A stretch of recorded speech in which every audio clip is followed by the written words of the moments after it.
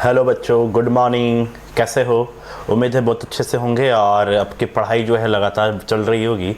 और आज के सेशन में मैं बताऊं कि जो इस एजुकेशन हब बाय सूपी जो है आज आज आपके लिए क्लास 11 के लिए ये सेकंड वीडियो लेकर के आ रहा है, जिसका टॉपिक है वाई ब्रिटेन।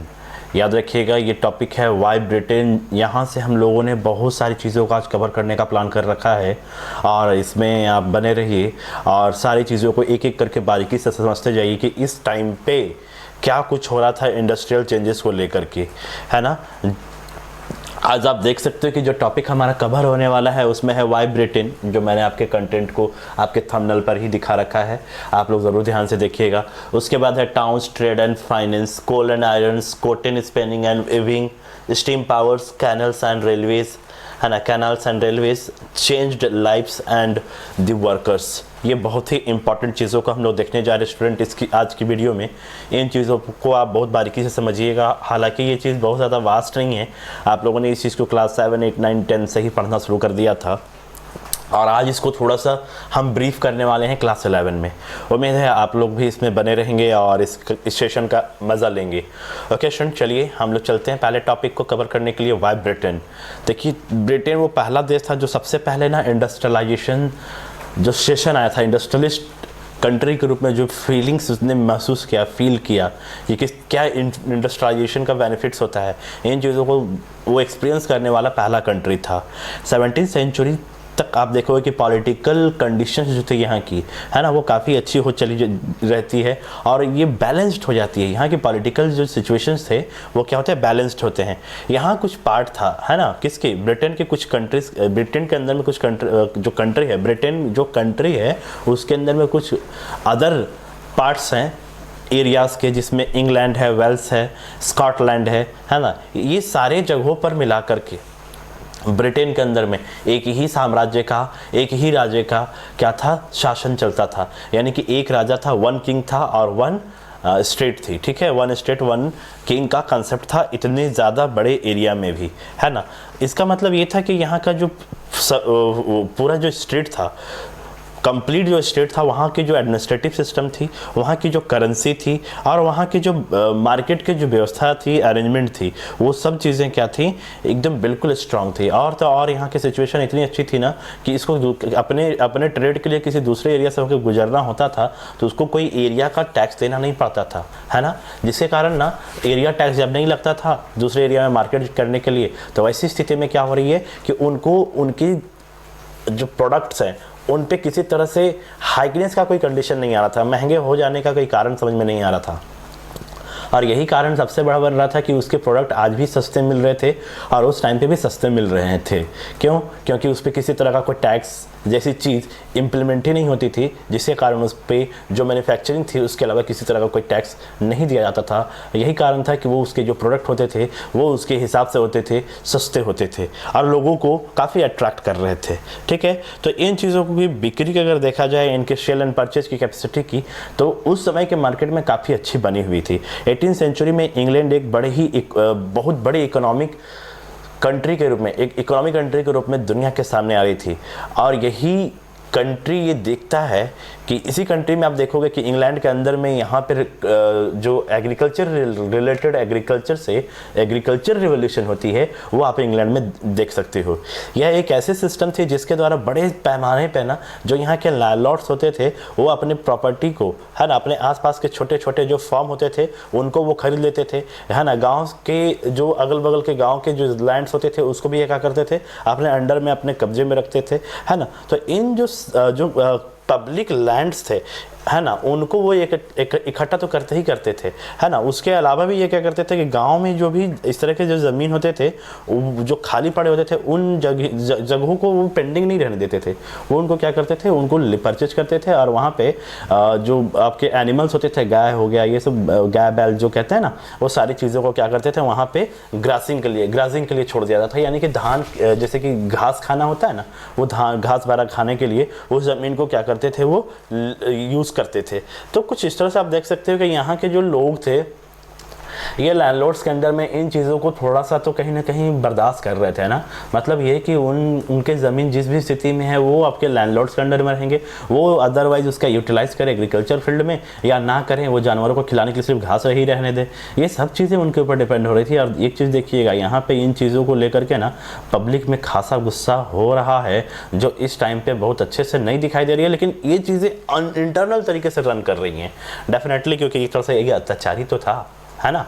उसके बाद नेक्स्ट टॉपिक हमारा है टाउन्स, ट्रेड एंड फाइनेंस। बहुत अच्छी टॉपिक है। 18th सेंचुरी में जब यूरोप की बात करी जाएगी तो यहाँ जो बड़े बड़े स्क्वायर्स पे या किलोमीटर्स पे या फिर इसके एरियाज़ जो थे वो फैले हुए थे। और आप देख सकते हो कि 18th सेंचुरी तक यहाँ की जो पॉपुलेशन थी वो काफ़ी तेज़ी से स्प्रेड कर रही थी, काफ़ी तेज़ी से इन्हांस हो रही थी।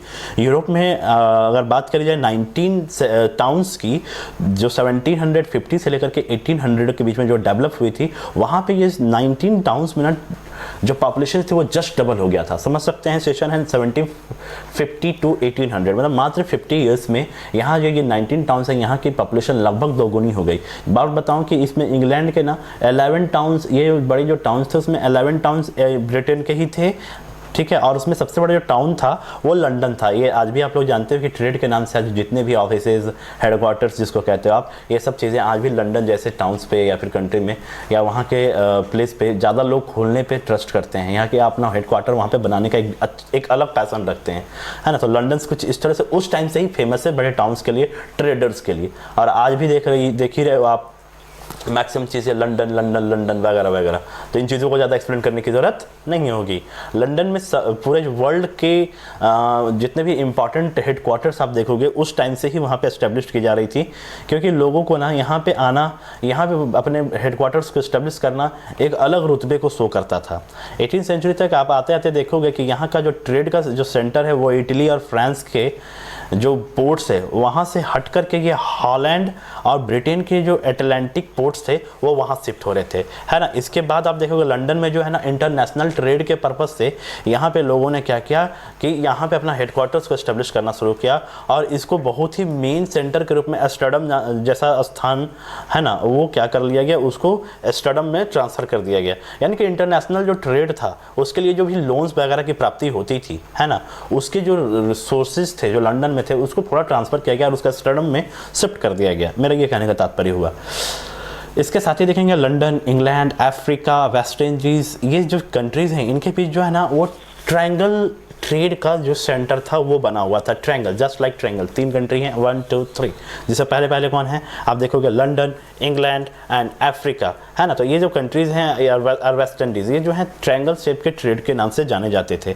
अमेरिका और एशिया में ट्रेड करने वाली जो कंपनीज थी उनके कार्यालय जितने भी, या जिसको मैंने भी बार बार कहना हो रहा कि हेडक्वार्टर से सारे कहाँ थे, मैक्सिमम के लंदन में ही हुआ करते थे।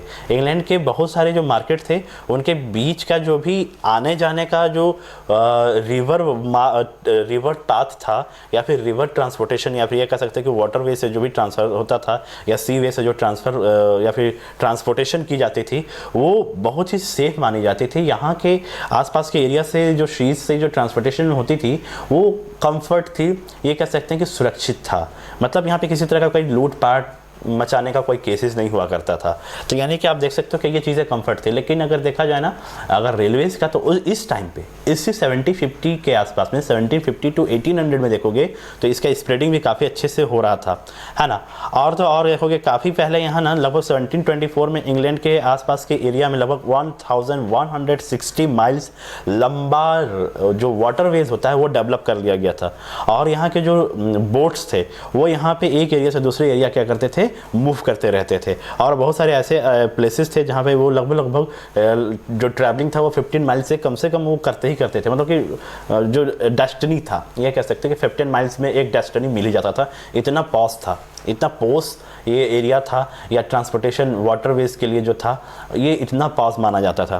क्योंकि इंग्लैंड की रिवर्स की बात करी जाए तो वहाँ पे जो भी बोट्स वगैरह जो या फिर जो इसके रूट्स जुड़े हुए थे, है ना, तो इससे आप ये अंदाज़ा लगा सकते हो कि वो कितने पास होंगे या फिर कितने क्लोज में होंगे कि वो 15 माइल्स में अपने एक डेस्टिनी को डन कर लेते होंगे। उसके बाद आप देखोगे कि यहाँ के जो कोस्टर्स एरियाज़ है ना, वो बहुत ही ज़्यादा फेमस था और पूरी दुनिया में इसको स्पेशली कोस्टल एरिया के रूप में ही जाना जाता था, ठीक है। और आप देखोगे कि यहाँ से ये किसी भी चीज़ को ईजिली वे में क्या करते थे, ट्रांसपोर्ट करके जिस जगह को जिन चीज़ों को रिक्वायरमेंट है उसको आराम से वो क्या करते थे, वहाँ पहुँचाने का काम कर लिया करते थे। 1800 तक इन कोस्टर्स को काम करने वाले जो वहाँ पे जो लेबर्स थे, लगभग उनकी जो पॉपुलेशन थी ना, यहाँ पे 1000 के आसपास पहुँच गई थी। आप समझ सकते हो कि ये कितना बड़ा एरिया होगा, है ना, कितना बड़ा एरिया होगा और कितने ज़्यादा पास होगा या फिर ज़्यादा पॉपुलेटेड एरिया होगा जहाँ पे लोग अपना सर्विस या फिर एज ए वर्क करने के लिए लोग यहाँ पे आने के लिए मजबूर होना स्टार्ट हो गए थे, है ना। अपने कंट्री के अगर इनकी कंट्री की अगर फाइनेंशियल कंडीशंस की या सिस्टम की बात करी जाए तो यहाँ पे बता दूँ कि आपको सेंट्रल बैंक ऑफ इंग्लैंड जो 1694 में इस्टेब्लिश की गई थी, वो 1784 में इंग्लैंड में इसके जो टोटल ब्रांचेस थे ना, वो लगभग 10 ईयर के डिफरेंस में ही, है ना, लगभग 10 ईयर के डिफरेंस में ही आप देख सकते हो कि यहाँ पे लगभग जो है ना, इसके स्प्रेडिंग काफ़ी तेज़ी से हुई, यानी कि लगभग 3 टाइम्स मल्टीप्लाई कर दीजिए, उतनी ज़्यादा तादाद पे बढ़ी। और 1820 तक आते आते यहाँ पे लगभग सारे प्रोविंस में 600 से भी अधिक बैंक हो गए। और अकेले लंदन की बात कर लूँ तो लंदन में अकेला, सिर्फ लंदन टाउन्स की बात हो रही है, लंदन में 100 बैंक थे, 100 प्लस कह सकते हो, है ना। तो इस तरह से आप देख रहे हो कि यहाँ के बैंकिंग सिस्टम भी यहाँ के किस तरह से फल फूल रहा था और अपना जो रुतबा था वो किस तरह से दुनिया के सामने लाने का काम किया जा रहा था। 1780 के डिकेड्स में आप देखोगे वहाँ से 1850 तक तो ब्रिटेन जो है उसमें पूरी तरह से इंडस्ट्रियलाइजेशन ही सेशन को हम लोग पाते हैं। इसके कुछ और भी कारण थे, जैसे ऊपर हम लोगों ने बता रखा है। और तो और यहाँ के जो अर्बन एरियाज़ के जो पुअर लोग हैं वो क्या हो रहे हैं, टाउन्स की ओर अब क्या कर रहे हैं, एक दूसरे को आप देखोगे यहाँ से कि जो टाउन्स वाले एरियाज़ हैं वहाँ पे जो अर्बन एरियाज़ के लोग हैं वो क्या कर रहे हैं, एक्सप्लॉइट कर रहे हैं। क्यों? क्योंकि उनको वहाँ पे एम्प्लॉयमेंट जैसे ऑप्शंस या अपॉर्चुनिटी की जानते हैं, वहाँ पे बहुत ही अच्छे तरीके से उनको मिल रही थी, जिसके कारण जो है ना वो खेती बाड़ी का छोड़ करके, एग्रीकल्चर पार्ट को छोड़ करके एक्सप्लॉइट हो रहे थे टाउन्स की ओर। और टाउन्स में भी वो एग्रीकल्चर इंडस्ट्री की ओर या फिर इंडस्ट्रियलाइजेशन सेशन की ओर वो क्या कर रहे थे, अपना जो स्टेप थे वो लेने के लिए वो क्या हो रहे थे, इजी वे में अच्छे डिसीजन लेकर के वो क्या कर रहे थे, उनमें शामिल होने का काम करना शुरू कर दिए थे, है ना। आगे के कुछ फैक्टर्स भी हम देखते हैं कि यहाँ पे इस तरह के कंडीशन किस कंडीशन से आई, है ना। तो यहाँ पे देखोगे कि जो भी चीज़ें यहाँ पे लोन जो सिस्टम था ना थोड़ा अच्छा नहीं था। मतलब ये कि अगर आपने एक बार लोन ले लिया तो विश्वास मानिए आप ज़िंदगी भर नहीं मुक्त हो पाइएगा, फ्री नहीं हो पाइएगा, क्योंकि इसका जो प्रोसेस है CI आप लोगों ने मैथ में पढ़ा होगा, है ना, कंपाउंड इंटरेस्ट कुछ इस तरह का था कि आपने एक बार लोन ले लिया तो आपको चुकाना बहुत मुश्किल है और आप उनके एहसान तले दब जाओगे। ज़िंदगी भर आपको सर्विस उनको अपने ज़िंदगी भर की कमाई दे करके, यानी कि फिजिकली वर्क के रूप में उनके यहाँ काम करके आपको चुकाना पड़ सकता है। अगर आप नहीं चुका पा रहे हो तो ऐसी स्थिति में आपको और आपके फैमिली को भी उसका हर्जाना भुगतना पड़ सकता है। इतने टफ तरीके से यहाँ लोन सिस्टम रखी गई थी। आप देखोगे कि यहाँ कुछ फैक्टर्स थे जिनका यहाँ पे बताया कि जो इंडस्ट्रियलाइजेशन चेंजेस थी वो वहाँ का जो सीरीज़ था वो किस तरह से यहाँ के प्रोडक्शन एक्टिविटी के ऊपर चेंजेस आ रही थी।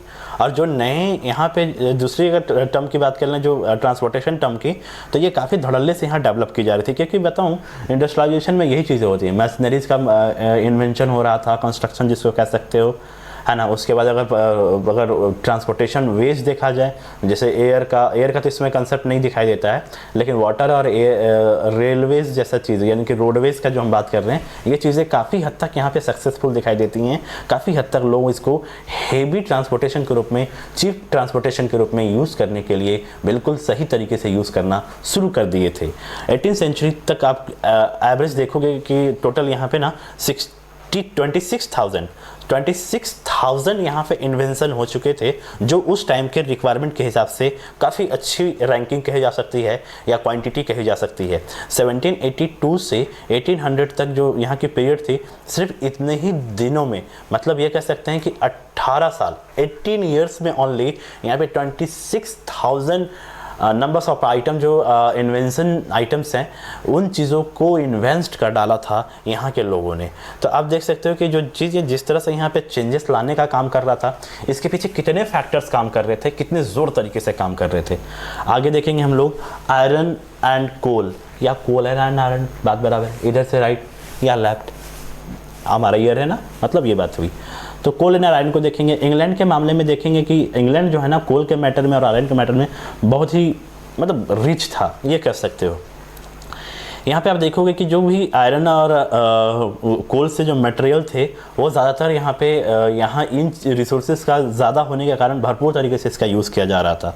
इसके अलावा यहाँ के जो इंडस्ट्री में आने वाले जो मिनरल्स थे, है ना, या माइंस थे, जैसे मिनरल्स में अगर बात करें ना तो इसमें देखिएगा लीड हो गया, कॉपर हो गया, टीन हो गया, ये बहुत ज़्यादा मात्रा में यहाँ पे मिलता था, है ना। लेकिन 18वीं सेंचुरी तक आते आते आप देखोगे इसका इस्तेमाल जो है ना वो लगभग खास करके आयरन के यूज़ में ना थोड़ा सा क्या होता है, या क्वालिटी में कह सकते हो गिरावट देखने को मिलने लगता है, क्योंकि जो स्मेल्टिंग जो प्रोसेस होती है उसमें ना लगभग जो यहाँ के जो प्योर लिक्विड मेटल थे या आयरन थी वो वहाँ से निकालने का जो प्रोसेस था वो स्लो पड़ रहा था। क्यों?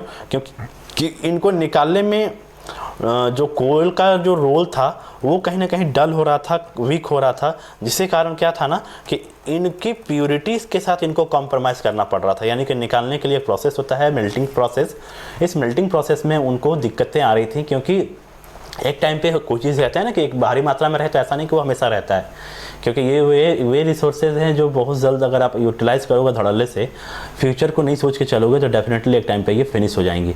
तो ऐसी रिसोर्सेज को आपको कंजर्व करके चलना चाहिए, ना कि अपने यूज़ के लिए लगातार यूज़ करके उसको फिनिश कर देना चाहिए। तो कुछ स्थितियाँ यहाँ ऐसी दिखाई देती हैं, है ना। और आप देखोगे कि इसके जगह में प्योर कोल के जगह में यहाँ पे चारकोल की यूज़ स्टार्ट करी जाती है। जो लकड़ी को जो जला करके वो रहता है ना, उसका जो काला काला सा जो कोल का पार्ट रहता है उसको यूज़ किया जा रहा था। तो कहीं ना कहीं उसका टेम्परेचर, उसका हीटिंग कैपेसिटी कम थी, जिसके कारण यहाँ जो मेल्टिंग कैपेसिटी जो थी ना आयरन में उतनी अच्छी नहीं पाई जाती थी, जिसके कारण यहाँ पे प्योर आयरन को जो निकालने का प्रोसेस था वो थोड़ा सा वीक पड़ रहा था।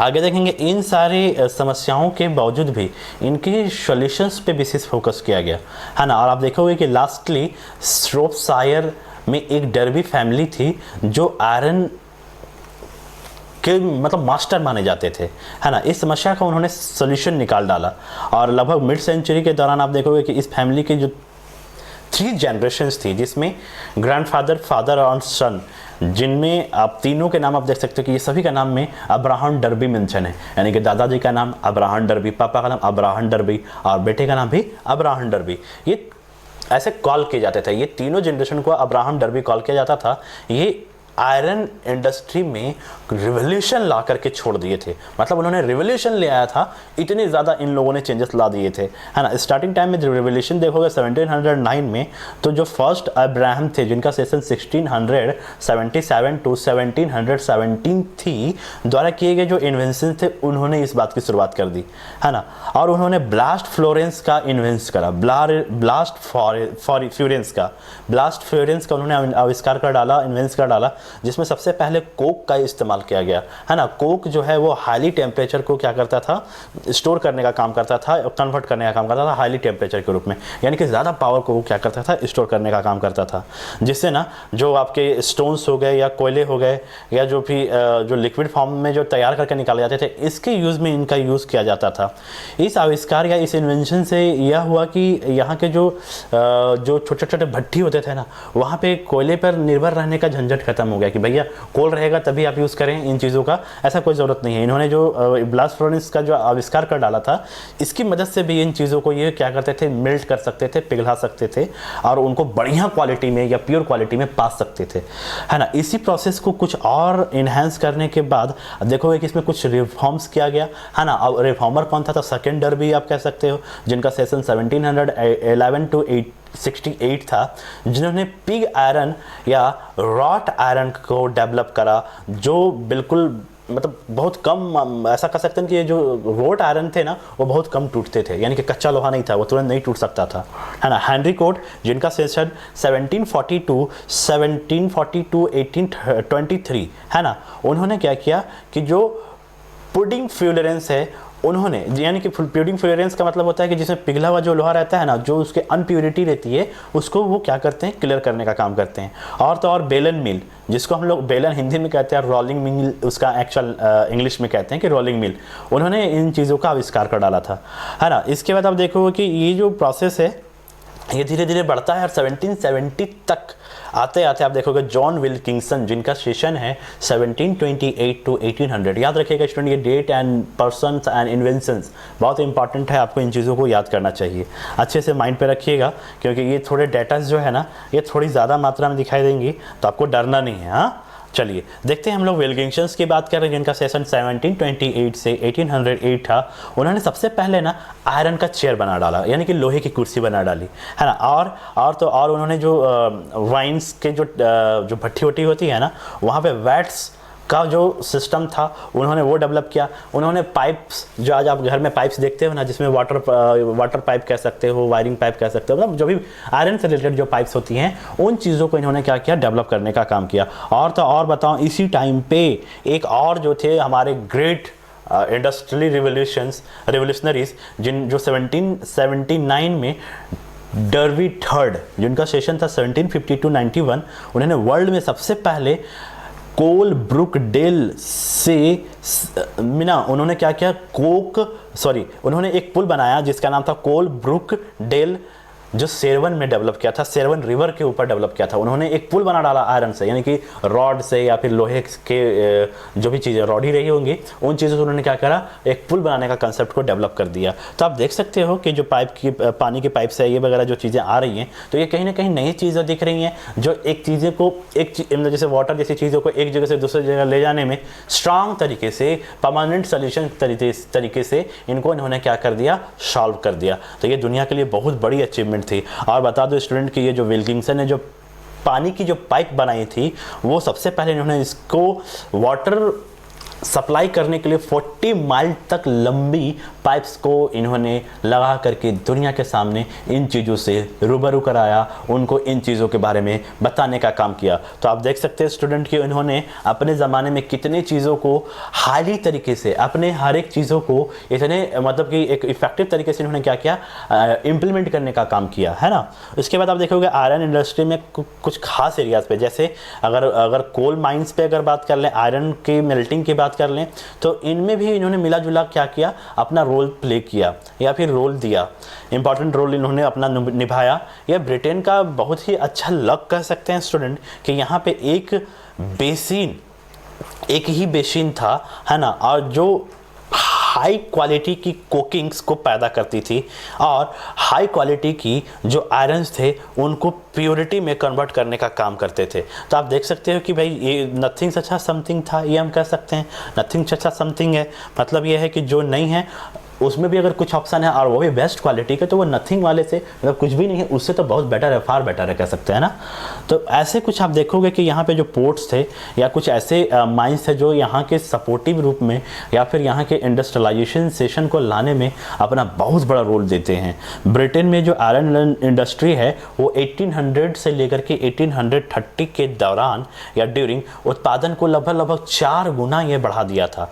आप अंदाज़ा लगा सकते हो कि अगर 4 गुना प्रोडक्शन होगा तो डेफिनेटली यहाँ के जो भी आयरन प्रोडक्ट्स होंगे वो सस्ते होंगे, चिप होंगे और इजीली फैसिलिटेबल तरीके से हमारे पास अवेलेबल होंगे।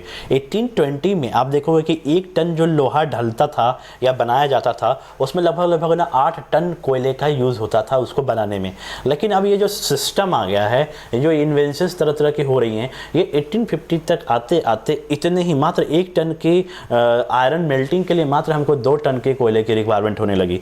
बाकी कुल मिलाकर के ये कह सकते हैं कि ये इन्वेंशन का जो रिकॉर्ड था वो ताबड़तोड़ तरीके से जो हमारे रिसोर्सेज थे उस टाइम पे उनको क्या कर रहे थे, कंजर्व करने के पर फोकस कर रहे थे, उनकी खपत कम करने पे फोकस कर रहे थे। तो आप अंदाज़ा लगा सकते हो कि उस टाइम के जो ये लोग थे, इन्वेस्टर्स थे, वो किस तरह से इन चीज़ों पे फोकस कर रहे थे, किस तरह से इन सारी चीज़ों को कम से कम यूटिलाइज किया जाए, रिसोर्सेज को कम से कम खपत किया जाए और उसके एवज में जो मुझे आउटपुट चाहिए होगा उन चीज़ों पर खासा तरीके से हम क्या कर सकें, रिसोर्सेज को गेन कर सकें। ये हुई टॉपिक हमारी फिनिश टॉपिक, है ना। इसके बाद नेक्स्ट टॉपिक पे चलते हैं स्टूडेंट। जो आपका नेक्स्ट टॉपिक है कॉटन स्पिनिंग एंड वेबिंग। ये बहुत ही अच्छी टॉपिक है। आप देखोगे कि जो ब्रिटेन में ना हमेशा से ब्रिटेन यानी कि लिनन बनाने का जो काम था यहाँ से बहुत अच्छे तरीके से किया जाता था, या ये शुरू से ही इन चीज़ों पर क्या करते थे, फोकस करते थे। 17वीं सेंचुरी में आप देखोगे कि इंग्लैंड भारत का बहुत बड़ा जो कॉटन पर इन्वेस्टमेंट होने की बात होता था उस पर इंपोर्ट करने का ये बहुत बड़ा काम करता था, सॉरी एक्सपोर्ट, है ना। एक सेकेंड, इम्पोर्ट ही कहेंगे स्टूडेंट, क्योंकि वो उन चीज़ों को अपने यहाँ मंगाता था। यानी कि ये कह सकते हो कि इंडिया में जो चीज़ें बन रही थी कॉटन रिलेटेड, जो रॉस थे, रॉ मटेरियल, वो काफ़ी अच्छी क्वालिटी की रही होंगी। ये रॉ को क्या करता है, खरीद करके अपने कंट्री में लाता है और फिनिश प्रोडक्ट के रूप में उसको कन्वर्ट करके वहाँ के मार्केट या अदर मार्केट में उसको सेल करता है। यानी कि बीच का जो बड़े सेलिंग के बीच में जो बड़े मार्जिन का जो पार्ट है वो ये अकेला ढाका मार जाता है। समझ रहे हो बात को? मतलब हमारा प्रोडक्ट हम पैदा करें रॉ के रूप में, वो हमारे से सस्ते कचड़े के दाम में खरीद के जाए और वहाँ से महंगे दामों में हमारे लिए वो नई चीज़ों को बना करके हम ही को बेच जाए। बताओ कितनी बड़ी बात है ना। तो ये सब दिमाग का खेल है स्टूडेंट, सिर्फ दिमाग का खेल है। आप उन चीज़ों को जानोगे तो डेफिनेटली उनका बेनिफिट आप ले सकते हो, नहीं जानोगे तो वो थर्ड पार्टी जिनके पास वो नॉलेज है वो उसका बेनिफिट उठाते हैं, है ना। लेकिन जब आप भारत के अगर हिस्सों में बात करें तो इस टाइम पे क्या था, यहाँ पे ईस्ट इंडिया कंपनी, जो कि इन्हीं की कंपनी का क्या चल रहा था, यहाँ पे राज चल रहा था और इनकी मनमर्जी यहाँ ज़बरदस्त तरीके से देखने को मिलती है स्टूडेंट। आप लोग देखे होंगे कि किस तरह से यहाँ पे जो कंडीशंस है बिल्कुल ब्रिटिश गवर्नमेंट के कंट्रोल में है और यहाँ के जो मनमर्जी करने वाले लोग हैं उनको उनके शिकार होने पड़ते थे, उनके अकॉर्डिंग ही उनको पनिशमेंट दी जाती थी। उन अपने इंडियंस जो हैं वो अपनी मर्जी का कुछ भी नहीं कर सकते थे, जो करना है ब्रिटिशर्स के इशारे पे करना है, उनके हिसाब से करना है। अगर आप ज़्यादा कम किए तो उसके लिए पनिशेबल हो यहाँ, और पनिशेबल छोटा मोटा नहीं, हार्ड पनिशमेंट था। जस्ट लाइक आपको जीवन भर के लिए कारावास में डाल दिया जाता, आपको डेथ के लिए आपको फांसी, हैंग एंड किल का ऑप्शन था, है ना, या बहुत पिटाई की जाती थी, कोड़े से मारी जाती थी। तो ये तरह का बहुत सारा था, है ना। तो ये आप देखोगे ये अत्याचार कह सकते हैं हम लोग, अत्याचार। ये अत्याचार जो था इनका लगातार हमारे पे बढ़ता जा रहा था। 18वीं सेंचुरी के ओपनिंग टाइम में आप देखोगे यहाँ पे वेविंग का काम जो था वो थोड़ा धीरे पड़ता है। हालांकि ये बहुत ही ज़्यादा जो यहाँ के वेबर्स थे इन चीज़ों में बहुत इंटरेस्ट नहीं ले रहे थे। क्यों नहीं ले रहे थे? क्योंकि इस टाइम पे ना जो इंडस्ट्री का जो मशीनरीज आइटम था इनके सारे डोमेस्टिक इंडस्ट्रीज़ को फिनिश करने पर लगा हुआ था या फिनिश होता जा रहा था। लोग इनके आइटम्स को खरीद नहीं रहे थे। खरीदने का रीज़न था कि इनकी चीज़ें महंगी होती थी, बहुत अच्छी अट्रैक्टिव नहीं होती थी, है ना। लेकिन machineries item silky, comfort, colourful, finish product होता था और सबसे बड़ी बात वो चीप होता था, सस्ता होता था। इसके कारण लोग जो है ना उन प्रोडक्ट्स की ओर उनका अट्रैक्शन बढ़ना शुरू हो गया था, जिसके कारण क्या था कि इनके जो क्वांटिटी थी, सेलिंग कैपेसिटी, वो लगातार डिक्रीज़ हो रही थी और लोग इनके ऐसे प्रोडक्ट पे जो डोमेस्टिक प्रोडक्ट के रूप में माने जाते थे उनको लोग खरीदने में अपना फेथ नहीं दिखा रहे थे। यानी कि ये कह सकते हैं कि देसी चीज़ों पर लोगों का विश्वास नहीं हो रहा था। 1780 के डिकेड्स में आप देखोगे कि यहाँ पे जो कपास है ना, जो सिल्क, वो इसके इंडस्ट्री के रूप में ब्रिटिश में इंडस्ट्रियलाइजेशन का एक बहुत बड़ा साइनअप के रूप में ये डेवलप होता हुआ दिखाई देता है। एक नए तरीके से ये आने का दिखाई देता है। इसकी कुछ खासियत दिखाई देती हैं यहाँ पे आने का बच्चा। क्यों? क्योंकि यहाँ पे जो मशीनरीज का इन्वेंशन था वो काफ़ी हाईटेक तरीके का था, है ना। फर्स्ट टाइम यहाँ पे इन्वेंस हो रहा था और उसके बाद ही वो क्या हो रहे थे, दुनिया के दूसरे पार्ट में वो स्प्रेड हो रहे थे। तो कहीं ना कहीं अच्छी चीज़ों का सबसे पहले यूज़र था ये कह सकते हैं, इन्वेंशनर प्लस यूज़र था।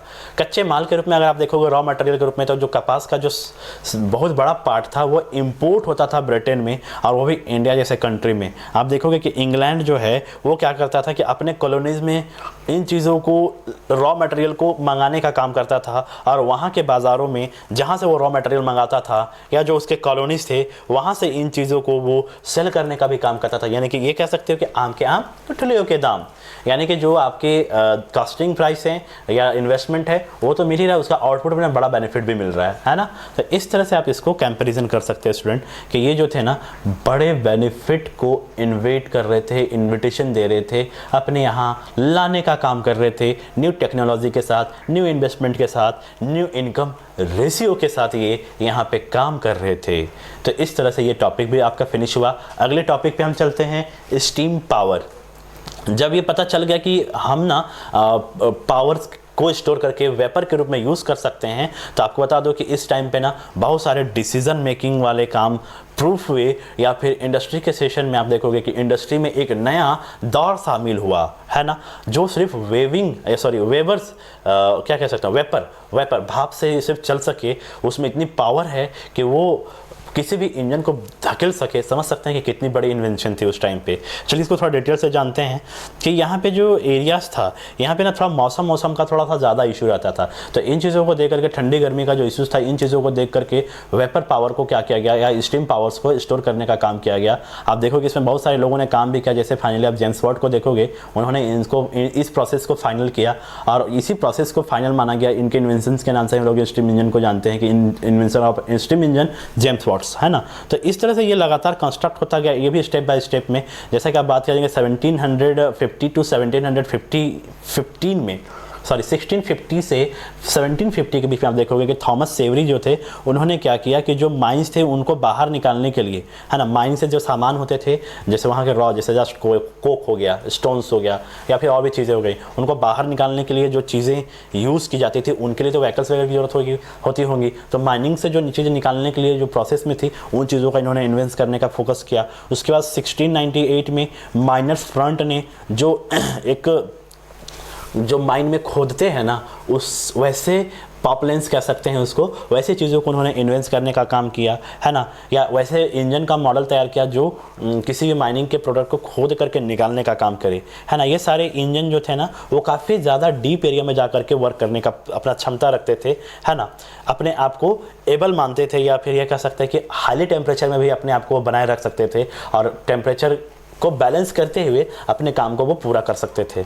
अब बात करेंगे स्टीम इंजन की, तो 1712 में थॉमस न्यूकमैन एक बंदे थे जिनका सेशन अगर देखा जाए तो 1663 से 1729 थी, उन्होंने इसको तैयार करा। लेकिन इसमें कुछ कमी थी, है ना, जैसे कंडेंसिंग सिलेंडर जो था वो लगातार ठंडा होते रहना चाहिए था, गर्म ज़्यादा नहीं होना चाहिए था, वो ठंडा रहना चाहिए था। तो ये जो प्रोसेस था, अगर वो ठंड हो गया तो उसकी जो एनर्जी है वो क्या हो जाएगी, फिनिश हो जाएगी। तो इन चीज़ों के लिए उसको क्या होगा, लगातार बैलेंस करते रहने की जरूरत थी। इसी तरह के प्रोसेस को आगे इस्तेमाल में लाने के लिए 1769 में ये कोयले पे 1679 में, सॉरी 1769 में, डेट के लिए ज़्यादा मत कीजिएगा शू, क्योंकि डेट्स यहाँ पे बहुत सारे हैं, है ना, थोड़ा सा हो जाता है, डोंट वरी।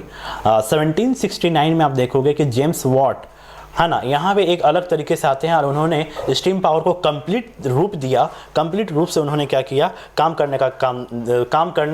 करने के लायक उसने बना डाला और लोगों के सामने ये दिखा कि किस तरह से स्टीम पावर भी किसी चीज़ को क्या कर सकती है, खींच सकती है एक जगह से दूसरी जगह। बाकी जो कोल जैसे आयरन या इलेक्ट्रिक जैसे जो हमारे ट्रेन चलती थी ना, रेलवेज, उन चीज़ों को वही क्या कर सकता था, चला सकता था। ऐसे चीज़ों को उन्होंने इन्वेंट करके दुनिया को एक नए मॉडल के रूप में इन चीज़ों को प्रोवाइड किया। 1775 में बर्मिंघम में आप देखोगे सोहो फाउंड्री का निर्माण किया गया।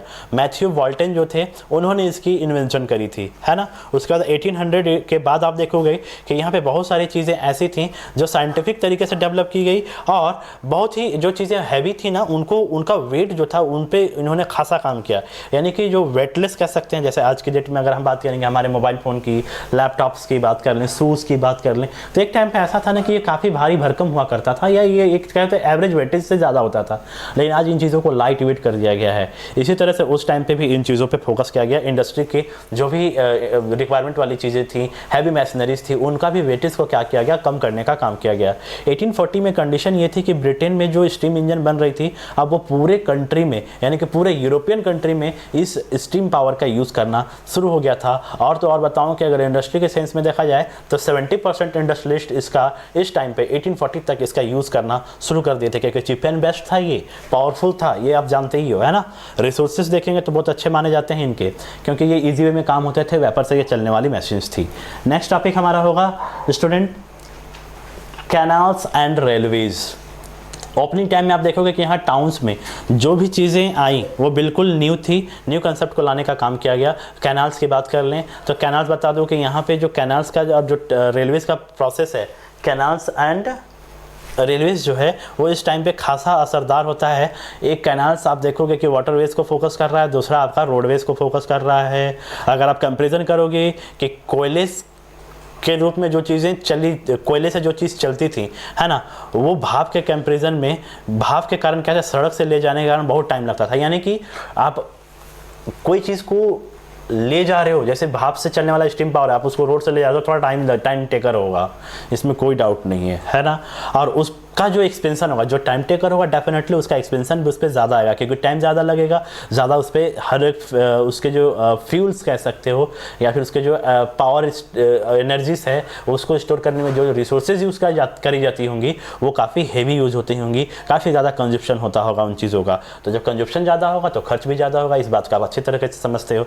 नेक्स्ट वन है कि इंडस्ट्री में जो एनर्जी स्टोर होती थी वो टाउन्स को गर्म करने और वहाँ को एरिया को, उस एरिया को लाइटेड करने के लिए, आप जैसे स्ट्रीट लाइट कहते हैं ना, या टाउन्स को लाइटेड करना है ना, तो इन चीज़ों पे भी वहाँ पे क्या कर रहे थे, लगातार काम हो रहे थे और लोगों की डिमांड्स भी हो रही थी। इंग्लैंड में फर्स्ट टाइम यहाँ पे कैनल्स, जिसमें वर्सली कैनल जो 1761 में जेम्स ब्रिंडली के थ्रू लाया गया था, उन्होंने इसका इन्वेंशन किया। कैनाल्स की बात कर रहा हूँ, है ना।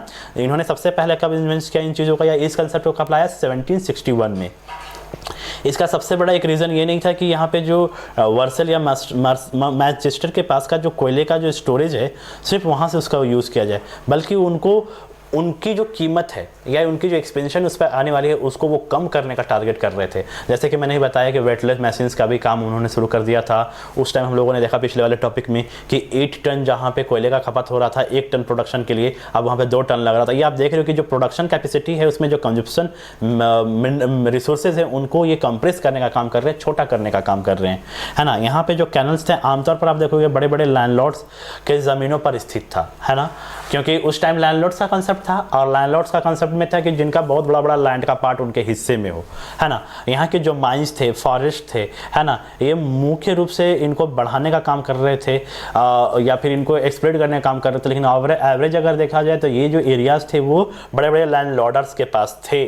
अगर आप कैनल्स के आसपास जुड़े हुए जो भी नए नए शहरों को देखोगे, वहाँ के मार्केट को देखोगे, जैसे बर्मिंघम का जो टाउन है वो सिर्फ डेवलपमेंट के लिए बहुत तेज़ी से जाना जाता है। लंदन ब्रिस्टल चैनल, है ना, ब्रिस्टल चैनल, मर्सी, हम्बर रिवर के साथ जो भी जुड़े हुए कैनल्स हैं वो यहाँ के बहुत बड़े डेवलपिंग मोड को डिफाइन करते हैं स्टूडेंट। 1760 से 1790 के बीच में ने देखोगे जो यहाँ कैनल्स बनाने का जो प्रोसेस है वो 25 नए प्रोजेक्ट के साथ स्टार्ट होता है। 1788 से 1796 तक आप देखोगे कि यहाँ पे जो कैनल मेना है उसको एक नए रूप में डेवलप किया गया और नए समय के रूप में या नए प्रोजेक्ट के रूप में 46 प्रोजेक्ट के साथ इसको क्या किया गया, लॉन्च किया गया। आप देखोगे लगभग 60 ईयर्स में यहाँ पे बहुत सारे ऐसे कैनल्स फॉर्म किए गए, बनाए गए, जिनकी लेंथ अगर देखा जाए टोटल तो लगभग 4000 माइल्स तक डेवलप किया गया। ये कह सकते हैं कि यहाँ जो कैनल्स का प्रचलन है वो काफ़ी हद तक काफ़ी अच्छे तरीके से स्प्रेड किया जा रहा था। अब स्टीम पावर की बात कर लें जिसमें रेल का इंजन है ना। इसमें स्टीफेंसन का एक रॉकेट है जो 1814 में बना था, है ना, और यहाँ से जो रेलगाड़ियों का जो ट्रांसपोर्टेशन था अब वो नए साधन के रूप में देखा जाना स्टार्ट कर दिया गया। यहाँ पूरे वो ये साधन है ना रेलवेज का, ये बता दूँ कि ईयर भर चाहे वो कोई भी ठंडी गर्मी बरसात हो, कोई भी मौसम हो, आपको हर हाल में ये अवेलेबल मिलेगा। हर हाल में आपके जो प्रोडक्ट्स होंगे या माल होगा उसको क्या करेगा, ये ट्रांसपोर्ट करेगा। तो ये बहुत ही बेहद सस्ती और तेज़ी से हेवी मात्रा में अपने मटेरियल को एक जगह से दूसरी जगह अपने स्टॉक्स को स्टोर करने का या सेल एंड परचेज करने के लिए या फिर ट्रांसपोर्टेशन वे में कह सकते हैं कि एक अलग सी क्रांति लाने का काम कर दिया, या इस प्रोसेस को लोगों ने इजी समझा, सस्ता समझा, है ना। 1760 के आप देखोगे यहाँ पे आते आते इस टाइम पे ना जो रेलवे ट्रैक थे वो लकड़ी के ट्रैक्स पे दौड़ता था, है ना। अब यहाँ पे स्टीम इंजन का कंसेप्ट आया तो बता दूँ कि रेल के डिब्बे की खिंचाई जो थी अब यहाँ पे जो पहले गोल इंजन से होता था अब वो स्टीम इंजन के रूप में कन्वर्ट होना स्टार्ट हो गया। लकड़ी का कंसेप्ट था स्टूडेंट, आप आज आयरन के जो ट्रैक्स देखते हो ना रेलवे का, वो आयरन का है, ये बाद में मॉडिफाई हुआ। रेलवे के इन्वेंशन के साथ अगर बात करी जाए इंडस्ट्री में तो यहाँ संपूर्ण तरीके का या कंप्लीट तरीके का क्या हुआ, स्टेप बाय स्टेप चेंजेस देखने को मिलता है। अब ऐसा नहीं कि ट्रेन आया तो ट्रेन का कुछ मॉडिफिकेशन नहीं हुआ, यहाँ पे बहुत सारे चेंजेस हुए, है ना। 1801 में रिचर्ड ट्रेविथिक, जिनका सेशन था 1771 टू 1833, उन्होंने सबसे पहले एक इंजन को डेवलप किया, है ना, जिसका नाम था पार्किंग डेविल। यानी कि उनको अगर उनके हिसाब से पार्किंग डेविल का अगर हिंदी जानो तो बहुत अजीब है स्टूडेंट, फुकारने वाला दानव, यानी कि चिल्लाने वाला, जब हूँ कुछ इस तरह के साउंड्स आता है ना, तो एकदम मतलब कि दूर से ही आपको बहुत ज़्यादा साउंडेड सुनाई देगा कि हम बहुत भयंकर जैसा चिल्ला रहा है, गरज रहा है। इस टाइप का वो साउंड क्या करता था, देता था। जैसे पहले वाले ट्रेन, आप लोग कभी रेलवे ट्रैक पे जाकर कभी जंक्शन में जाकर देखिएगा, तो कभी गलती से आपको पुराने वाले ट्रेन दिखाई देना, इतना धुआं छोड़ता था, इतना ज़्यादा साउंड ना कि मत कहिए। तो आप अंदाज़ा उससे लगा सकते हैं, कुछ उसी तरह के इन्वेंशन उस टाइम पे हुए थे। यही जो इंजन ट्रैक था वो कॉर्नवॉल में जो माइंस था वहाँ तक खींच करके ले जाने का काम करता था। और बता दो कि यहाँ पे जो रिचर्ड थे ना, वो इस इंजन पे काम करना शुरू किए थे। 1814 तक एक रेलवे इंजीनियर जॉर्ज स्टीफेंसन जो थे, जिनका सेशन था 1781 से 1848, उन्होंने इस रेल इंजन को बनाया। और वॉल्चर है ना, उन्होंने इस जो इंजन को जो इन्होंने इन्वेंस करा, उन्होंने उसका नाम दिया द वॉल्चर, है ना। उसने अपने इन्वेंशन का, अपने इन्वेंशन या इन्वेंस्ड इंजन का नाम दिया द वॉल्चर।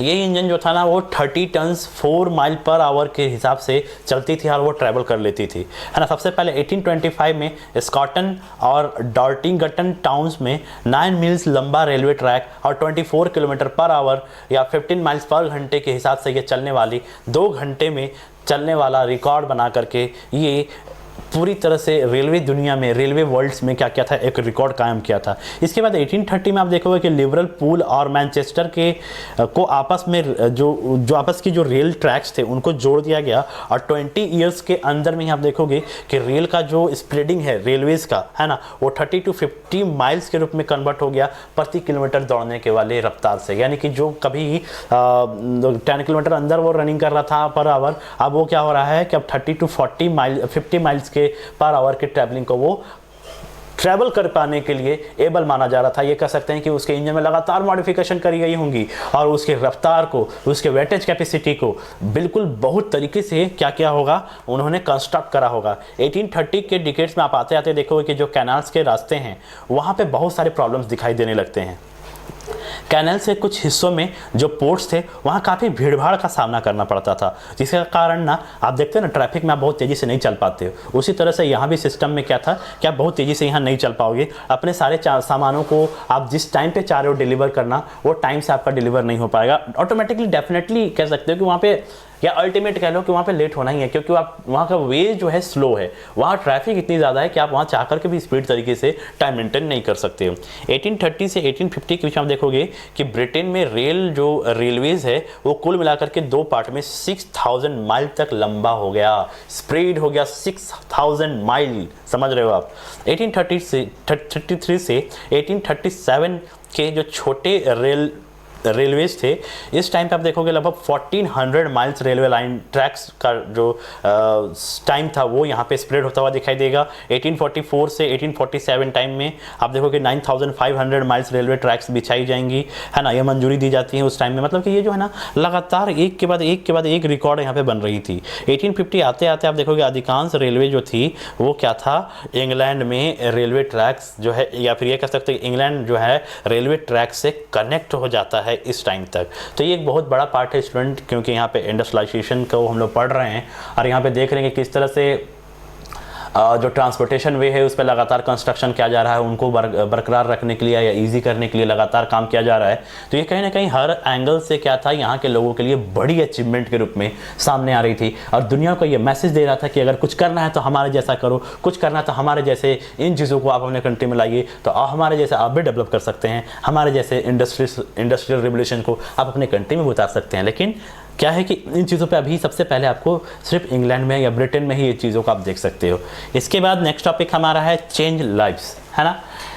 इन सारे ईयर्स को अगर आप कैलकुलेट करते हैं तो आप देखते हो कि यहाँ पे इस कंट्री में या इस टाइम पे इस कंट्री में बहुत सारे एक्सेलेंस माइंड, है ना, एक्सेलेंट माइंड या फिर इंटेलिजेंट माइंड वाले व्यक्ति जो थे, यहाँ पे जो ग्रेट चेंजेस के रूप में अपने आप को देख रहे थे, वो लाने वाले लोगों का तादाद यहाँ पे बहुत ही बड़े क्लास में दिखाई देता है। और तो और इंडस्ट्री की जो इन्वेस्टमेंट या फिर जो एस्टेब्लिशमेंट से रिलेटेड जो रिस्क है उसको ये उठाने से ज़रा सा भी नहीं डरते थे। वो उनको उस बिजनेस में घाटा होगा, मुनाफा होगा, इन चीज़ों को वो नहीं देखते थे, है ना। यानी कि उस टाइम ऑन डिमांड ये कह सकते हैं कि जो चीज़ें रिक्वायरमेंट थी उन चीज़ों पे वो क्या कर रहे थे, खासा काम कर रहे थे। इन चीज़ों के लिए उनको ज़्यादा टेंशन लेने का ज़रूरत नहीं पड़ता होगा। अगर बात करें अगर कैपिटल की या सर्विस की बात कर लें, इनकम की बात कर लें, नॉलेज की बात कर लें, प्रोडक्शन स्किल्स की बात कर लें, तो इन सारी चीज़ों में बहुत सारी चीज़ें जो थी यहाँ सडनली कह सकते हैं या इस तरह के ग्रेट चेंजेस के कारण यहाँ पे इन स्किल्स पे खासा काम हुआ, ज़्यादा डेवलपमेंट देखने का काम हुआ। पुराने अगर आप देखोगे पुराने रिकॉर्ड्स को तो आप देखोगे कि यहाँ इन चीज़ों के कंपैरिजन में काफ़ी ज़्यादा ब्रॉडिंग हुई थी, इन चीज़ों का काफ़ी ज़्यादा डेवलपमेंट देखने को मिलता है। अगर टाउन्स की बात कर ले स्टूडेंट तो बताऊँ आपको कि यहाँ के टाउन्स का जो डाइवर्सन पोर्शन था, है ना, यहाँ पे कुछ अलग रूप में दिखाई देता है। आप बताऊं कि अगर यहाँ पे जॉइंट फैमिली का कंसेप्ट जो पहले था, टाउनशिप कंसेप्ट आने के बाद ये चीज़ें कंप्रेस होना शुरू हो गई। टाउनशिप एरियाज़ में आप आज भी देखते होंगे कि यहाँ पे जॉइंट फैमिली का कंसेप्ट कम है। यहाँ पे जो कंसेप्ट है वो सेपरेट फैमिली, हस्बैंड, मियाँ बीबी कह सकते हो, हस्बैंड एंड वाइफ एंड बच्चे, इतना ही, दादा दादी चाचा चाची का कोई कंसेप्ट नहीं है स्टूडेंट। तो ये चीज़ें यहाँ पे कंप्रेस होते हुए दिखाई देती हैं। तो कहीं ना कहीं अगर सोशल अगर देखेंगे एस्पेक्ट पे, सोशल एस्पेक्ट पे बात करें तो ये जो चीज़ें थी कहीं ना कहीं अच्छी साबित नहीं हो रही थी। अगर घर में एक मेंबर, अगर एक फैमिली है भी तो इस इंडस्ट्रियलाइजेशन सेशन में अपने आप को इतना ज़्यादा बिजी कर रखा है कि उनको एक दूसरे को टाइम देने का ही टाइम नहीं है। समझ में आ रही है। वो अपने वर्कआउट होकर के अपने घर में थोड़ा रिलैक्स किए, अपने कामों पे उलझे पड़े रहे, घर में भी काम बाहर भी काम, रिलेशनशिप के लिए कोई जगह ही नहीं बचा। तो ऐसे इमोशन से क्या हो रहे थे, ये जो दौर था ये जूझ रहा था। इस तरह से आप देख सकते हैं स्टूडेंट कि यहाँ की जो आबादी है लगभग किस तरह से कन्वर्ट हो रही है, छोटे रूप में कन्वर्ट हो रही है। और बताऊं कि यहाँ पे एक बात और है कि यहाँ का जो पर किलोमीटर जो रेशियो था, है ना, रहने वालों का, वो भी काफ़ी तेज़ी से बढ़ रहा था। वो बढ़ेगा क्योंकि टाउनशिप एरिया में जो पॉपुलेशन होती है वो लगातार बढ़ते हैं, आप लोग भी जानते हो स्टूडेंट, है ना। तो चलिए इन चीज़ों को देख करके हम आगे के बारे में थोड़ा सोच लेते हैं कि आगे क्या करना चाहिए, कैसे करना चाहिए। देखिए इंडस्ट्रियलाइजेशन को जब भी पढ़ेंगे स्टूडेंट तो हम लोग इन चीज़ों को मेजर करेंगे कि बहुत सारी चीज़ों में वो चेंजेस लाने का काम तो करेगा, लेकिन वैसी चीज़ों को भी कंस्ट्रक्ट कर देगा जिन चीज़ों पे आप थोड़ा ज़्यादा सेंसिटिव तरीके से या फिर उसको अच्छे तरीके से सोच करके नहीं करते हैं, तो उन चीज़ों का खामियाजा भी आप ही को भुगतना पड़ेगा। तो इस तरह के जो स्टैंडर्ड लाइफ स्टाइल्स थे या लिविंग स्टाइल्स था, कुछ इस तरह के इसके फॉर्म्स में चेंजेस देखने को मिलती है। नेक्स्ट हमारे पास टॉपिक्स है द वर्कर्स। 1842 में जो एक सर्वे करी गई थी, इसे ही पता चलता है कि यहाँ भी जो सैलरी पाने वाले या जो भी वेजर्स हैं उनकी जो एवरेज ड्यूरेशन टाउन्स में रहने वालों क्या है, वो आप देखोगे कि इनका जो लाइफ स्टाइल रेशियो है वो अर्बन या विलेज एरिया के रहने वाले लोगों के कंपैरिजन में लाइफ लाइन जो है कम होता था। अगर बात कर लें कि बर्मिंघम में अगर 15 ईयर्स की बात करें, मैनचेस्टर में 17 ईयर्स की बात कर लें, डर्बी में 21 ईयर की बात कर लें, तो बता दूं कि इनका लाइफ लाइन इतना ही हुआ करता था स्टूडेंट। 10 साल में अगर आपने ज्वाइन किया है, अगर डर्बी में आपने अपने इंडस्ट्री में उन्होंने आपने कदम रखा, मतलब कि एज ए वेजेस के रूप में, वर्कर के रूप में, तो बताऊं कि आपका लाइफ लाइन 21 साल और रहेगा। 31 ईयर में आप बूढ़े हो जाओगे, मर जाओगे। तो ऐसे ही जो थे 17 ईयर और 21 ईयर आप देखोगे यहाँ का लाइफ लाइन मेज़र किया गया है एक सर्वे के अकॉर्डिंग जो 1842 में करा गया था। नए इंडस्ट्रीज जो टाउन थे, जो इंडस्ट्रियलाइजेशन के जो टाउन थे, वहाँ पे आकर बसने वालों का जो लोगों का तादाद था वो काफ़ी तेज़ी से बढ़ रहा था। और हाँ, कम एज में मरने वालों का रेशियो जो था वो बढ़ रहा था, ये ध्यान रखिएगा। वहाँ पर जो पैदा हो रहा था सिचुएशन, उसमें डिजास्टर्स बहुत खतरनाक था। पॉपुलेशन तो था ही था, अपने आप में क्राउड कर रहा था, बीमारी के घर को पैदा कर रहा था, लेकिन यहाँ पे इस टाइम पे डिजास्टर्स का भी प्रकोप ज़्यादातर देखने को मिलता है स्टूडेंट। डिजास्टर्स का भी प्रकोप ज़्यादा मिलता है। जस्ट लाइक अगर हम बात करें कोलेरा की, तो इस टाइम पर सिर्फ इस टाइम पर 1832 में जो प्रकोप आया था या फिर पैंडेमिक जैसी चीज़ें थी, वो कोलेरा था, जिससे लगभग 31,000 यहाँ के लोग मरे थे। तो आप अंदाज़ा लगा सकते हो कि सिर्फ बीमारी से मरने वाला का तादाद इतना ज़्यादा था। और तो और बताऊं कि यहाँ पे जो पॉल्यूशंस का जो केस है वो भी एक बहुत बड़ा हार्मफुल रूप में दिखाई देता है। और तो और जैसे कोलेरा की बात कर लें, जैसे आज कोरोना हमारे सामने है ना, और इसका ट्रीटमेंट हमारे पास पर्टिकुलर तरीके से नहीं है।